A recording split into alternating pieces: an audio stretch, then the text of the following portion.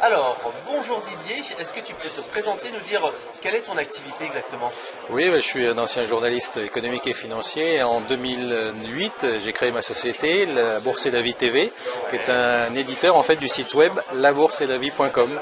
Donc vous éditez des vidéos, c'est ça? Alors oui, c'est une web TV économique avec des vidéos sur l'économie, sur l'analyse de l'économie, sur la bourse bien sûr avec des avis d'experts, surtout beaucoup de dirigeants d'entreprise et en fait des dirigeants qui m'ont parlé depuis 2008, donc en pleine période de crise et qui continuent à parler régulièrement, ces sociétés cotées souvent, et du coup ça donne un contenu. Aujourd'hui on vient de passer le cap des 1000 vidéos en début janvier, ce qui en fait aujourd'hui, si vous cherchez de l'information sur la bourse, sur les entreprises cotées en bourse, c'est le premier en fait site d'information en vidéo, parce que les vidéos durent 7 à 8 minutes.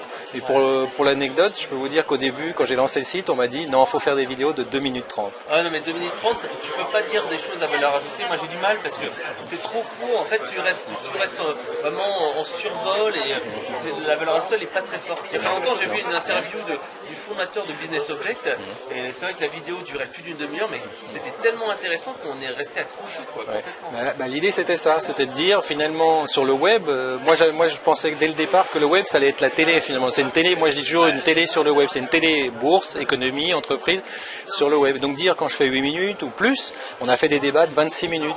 J'ai fait un débat en studio de 52 minutes sur la mondialisation avec Bertrand Collomb, patron de Lafarge. On l'a découpé pour le web, mais comme il sera sur la télé un jour, dans pas très longtemps, peut-être en 2012 il sera sur la télé, et 52 minutes finalement ça se regarde. En plus c'est la taille de l'émission, 52 minutes. Alors, donc est-ce que tu pourras nous donner tes 3 prédictions pour 2012? Qu'est-ce qui va se passer pour toi? Alors pour moi c'est une année importante, l'année 2012, je dirais que c'est l'année du faire savoir, c'est-à-dire qu'on a ce savoir-faire, ces 1000 vidéos qui sont là, des dirigeants, toute petite société, 8 millions d'euros, c'est quand même une société, mais c'est une petite société Alternex par exemple, jusqu'à un patron du CAC 40 comme Xavier Fontanet, le patron des Steelers, ou Bertrand Collomb de Lafarge, donc des grandes sociétés et des petites, et on va arriver en 2012 finalement à ce que ces vidéos-là soient visibles sur tous les supports numériques. Je crois que c'est ça qui est important, c'est-à-dire qu'on sera visible bien sûr sur l'iPhone, mais sur l'Android, sur finalement tous les supports, c'est-à-dire que si vous êtes en voyage, vous pourrez nous voir la vidéo de 8 minutes, la regarder comme vous voulez, et donc bien sûr on sera aussi sur la télé. Donc le vrai objectif de 2012, ce qui va être important en 2012, c'est d'être visible partout, et puis faire savoir ce contenu, parce que finalement ce contenu, tous les Français qui s'interrogent sur l'économie, qui se disent mais moi je comprends rien, je voudrais savoir comment ça se passe, est-ce que les entreprises finalement embauchent, est-ce qu'elles sont dynamiques, parce qu'on a l'impression si on écoute la télé aujourd'hui que ça va pas du tout. Crise, il y a des entreprises qui vont très bien, et moi il suffit de les voir, d'aller sur le site, vous allez voir des idées d'investissement, peut-être un boulot. Exactement, c'est l'anti-morosité. J'ai dit en rigolant que c'était un média positif, ça existe. Donc le premier conseil, c'est donc essayer de s'inspirer de leaders, de gens qui ont vraiment la pêche, parce que tout ne va pas si mal que ça. Ça c'est le premier conseil. Oui, c'est ça, c'est que finalement si vous êtes sur le web, moi je passe beaucoup de temps sur le web, je vois des tas d'initiatives, je vois des tas de choses intéressantes. Aujourd'hui, j'ai rencontré les entrepreneurs du web, je vois des gens dans différents secteurs. J'ai vu un jeune qui a dit je voulais être entrepreneur, et ça, on l'entend pas aujourd'hui. Donc moi j'essaye modestement en tant que média d'essayer de le faire remonter. D'accord. Donc ça c'est la première chose. La deuxième chose c'était faire de la vidéo, comme tu l'as dit très justement, c'est un nouveau média, on peut mettre une web TV très facilement, créer du contenu comme cette vidéo, donc essentiel, donc communiquer au travers de tous les médias, ça peut être un blog, ça peut être un site web, ça peut être des vidéos, etc. Et ton troisième conseil, ça serait quoi dis-moi?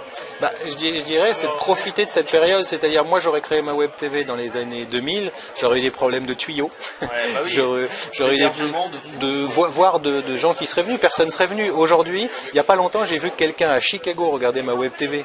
Parce que c'est labourseetlavie.com. Quelqu'un à Chicago et quelqu'un à Singapour en même temps. Je me suis dit, mais c'est extraordinaire. Il y a des gens au Maroc, des gens en Afrique, donc des francophones. Il y a des Tunisiens qui sont venus s'abonner sur la page Facebook. Donc ça, c'est le .com qui permet ça. C'est-à-dire qu'en fait, il n'y a pas de barrière. Donc moi, je dirais aux gens qui ont des idées, effectivement, que ce soit dans une web TV, que ce soit d'autres domaines, le web, ça amène ça. Moi, j'ai fait mes 1000 vidéos. Qu'est-ce qui m'a empêché? Bon, il a fallu que je trouve des financements, il a fallu que je me débrouille comme tout entrepreneur. Mais sur le fond, rien. Il n'y a pas de barrière. Donc c'est ça qui est intéressant. Si vous avez une idée, vous dites allez-y. Et moi je dirais aux jeunes justement, d'abord vous avez une chance inouïe, c'est-à-dire que vous pouvez aller regarder sur le web des tas d'expériences d'entreprises c'est gratuit aujourd'hui, vous allez voir, vous apprenez, et puis après vous essayez de faire votre propre expérience, votre propre analyse. Même avec des blogs. Oui, exactement, il y a plein de blogs. Ouais. le petit logo de l'Occita, Ouais, hein, l'Occita, ouais. c'est un endroit où les gens partagent de l'information et il suffit d'aller le prendre le temps de chercher. Moi, je donnerai un exemple qui m'est frappant. Par exemple, j'ai un compte Twitter, j'ai des gens qui me suivent sur Twitter, des Américains, des Canadiens, des Marocains, comme on disait. Mais je dirais que c'est une veille technologique extraordinaire dans mon domaine, la vidéo, la web TV, qui est un domaine qui est très évolutif, comme vous savez, avec les histoires entre Adobe et Apple, c'est quand même extraordinaire. Et ben, finalement, sur le web, en étant branché aux bonnes personnes, à ceux qui suivent ça, vous-même, en tant qu'entrepreneur, vous pouvez dire, tiens, je vais aller regarder, qu'est-ce qui se passe? Est-ce que finalement je fais les bons choix? Là, j'avais pensé ce contenu premium que je suis en train de mettre en ligne, qui est un contenu vraiment unique, on trouve pas, on pourrait pas mettre un clone pour faire la même interview que moi, ça serait pas possible, parce qu'il n'aura pas le background que j'ai. Et ça, finalement, c'est le web qui vous le permet. Donc allez-y, surtout, et en 2012, surtout, faites mentir tout ce qu'on voit tous les jours, cette noirceur, la morosité. Dites-vous que pendant ce temps-là, il y a des Indiens qui ont trouvé des idées, il y a des Chinois qui ont trouvé d'autres idées, il y a des pays en Amérique du Sud, au Brésil, qui sont en train aujourd'hui de... Donc pourquoi nous, alors qu'on a plein d'idées en France, il suffit simplement d'aller rencontrer ces gens qui ont plein d'idées, il suffit de les voir, d'en parler. Oui, et aujourd'hui vous avez les réseaux sociaux, vous avez des tas de moyens finalement.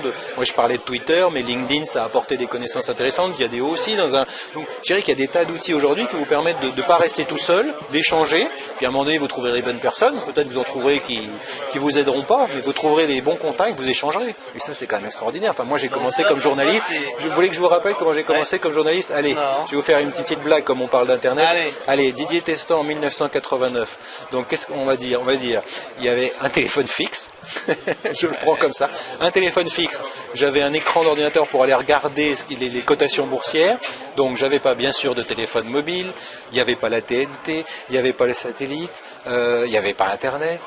Bon, comme disait Coluche, c'était la zone quoi, il n'y avait rien. Comment je faisais? Le désert. Bon, je rentrais chez moi, j'appelais ma maman, je disais bon voilà, aujourd'hui voilà ce qui s'est passé. Je disais ça. Aujourd'hui, c'est fini. Aujourd'hui, ma fille peut savoir ce qui se passe, ma femme, bien entendu. En temps réel, on reçoit des tweets, des alertes, des trucs sur Facebook. Voilà, on partage, mais on va partager encore plus finalement. On va partager toute cette information. Mais ça veut dire que le journaliste que je suis aussi, mon métier a changé. Je l'ai compris il y a longtemps. Et je me suis dit, moi, il faut que je fasse un contenu premium, c'est-à-dire que je travaille mes dossiers, que je travaille mes interviews, parce que si je fais ce que font tout le monde, c'est-à-dire 60% des médias aujourd'hui produisent la même chose, ça n'a aucun intérêt. Donc, on survole l'information, oui. On n'apporte pas de valeur ajoutée. Et si j'apporte pas de valeur ajoutée, tout le monde fait la même chose que moi. Donc si j'apporte de la valeur ajoutée, ça a un sens. Mais rappelez-vous, 89, c'était vraiment la zone. Aujourd'hui, vous avez cette chance inouïe de pouvoir voir qu'effectivement, entre Chicago et Singapour, les mêmes gens s'intéressent au même contenu. C'est extraordinaire. Donc, ton conseil numéro 1, c'était donc aller chercher de l'information, écouter, ouvrir le cadre, chercher des idées. La deuxième chose, c'est aller sur Internet et ne pas hésiter à travailler le multicanal et donc faire appel parfois même au conseil des gens, parce que comme tu le disais, il y a plein de gens qui sont prêts à aider. Il suffit d'envoyer un email, poster un commentaire sur un blog, et puis voilà. Et tu auras un dernier conseil donc pour surtout ne pas foirer son année 2012? Je dirais, c'est peut-être ne pas écouter tout ce qu'on vous dit. C'est-à-dire, ce qu'on vous dit, c'est quoi? C'est si vous regardez encore la télé tous les soirs à 20h, forcément, à la fin de l'année, ça va être catastrophe. Il va y avoir catastrophe. Voilà, de toute façon, ça va pas aller bien. Crise, les vols, Donc voilà, il y a un environnement qui est là, mais vous avez des tas d'opportunités. Si vous parlez des langues étrangères, vous allez voyager, vous allez faire des tas de choses. En fait, on est dans un monde d'opportunités. C'est peut-être plus compliqué. On pouvait dire c'était mieux avant, mais on n'avance pas si on dit c'est mieux avant. Moi, j'ai créé ma société en mars 2008. Lehman Brothers, c'est en septembre 2008. Alors, vous imaginez pour un média faire ça? Bon, mais finalement, j'ai des dirigeants d'entreprise qui m'ont fait confiance, j'ai des gens qui m'ont fait confiance. Et s'il y a un projet, si quelqu'un a un projet, faut pas avoir de regrets dans la vie. En fait, le conseil que je donnerais, c'est faut pas avoir de regrets. Ici, foncer, prendre des risques. Moi, à un moment donné, en tant que journaliste, il fallait que je saute le pas de dire je vais monter mon propre média parce que j'ai un vrai savoir-faire, un vrai carnet d'adresses. Je serais resté dans une entreprise, je me serais ennuyé, j'aurais pas eu ce carnet d'adresses, j'aurais pas créé tout ça. Et partir de rien, quand je vois tous les entrepreneurs que j'ai rencontrés aujourd'hui, qui il y a quelques mois avaient rien ou quelques années n'avaient rien, qui aujourd'hui ont 20 salariés, pour certains 5, 20, font 200 millions d'euros. Vous dites, il y a des gens, il y a quelques années, effectivement, ils faisaient rien. Aujourd'hui, ils font 200 millions d'euros de chiffre d'affaires. C'est passionnant. Vous partez de rien, vous avez créé, au moins c'est à vous. Donc je dirais comme conseil, bien sûr, il faut faire attention, c'est compliqué, mais je veux dire, vous regardez ici dans l'environnement qu'on a rencontré ce soir, on a vu que des gens qui finalement... Ouais, ils ont plutôt bien parce qu'ils ont choisi le bon créneau, ils ont su s'adapter, oui, évoluer. Voilà, il faut prendre une part de risque. Après, vous pouvez choisir, dire, bah non, moi je préfère pas de prendre de risque. C'est respectable de ne pas prendre de risque. Chacun, on va dire, il n'y a pas on sort dans la rue tout à l'heure ensemble, on va pas trouver 200 entrepreneurs. Mais peut-être que là-dedans, il y en a peut-être une dizaine qui hésitent. Finalement, ils disent, ah oui, tiens, moi j'ai cette passion-là depuis longtemps, je voudrais le faire. Pourquoi je le ferais pas moi? Je vais essayer de réunir. Et le web vous aidera peut-être encore plus à trouver les gens qui ont de l'argent. Il y en a des gens, il y en a de l'argent, il y a des financeurs, il y a des gens qui ont déjà réussi sur le web. Aujourd'hui, ils disent, tiens, vous avez besoin. Moi, on m'a sollicité 3 fois en me disant, Didier, vous avez besoin d'investisseurs. C'est incroyable, j'y pensais pas à ça. Parce que j'avais pas en tête ça. Et 3 fois, on m'a dit, mais Didier, tiens, pour votre projet, pourquoi pas? Donc, c'est des choses, on dit que c'est difficile de trouver du financement, il y en a peut-être. Donc, allez-y. Il faut avoir le bon projet. Oui, il faut. Voilà, et puis il faut y aller, il faut être optimiste de toute façon.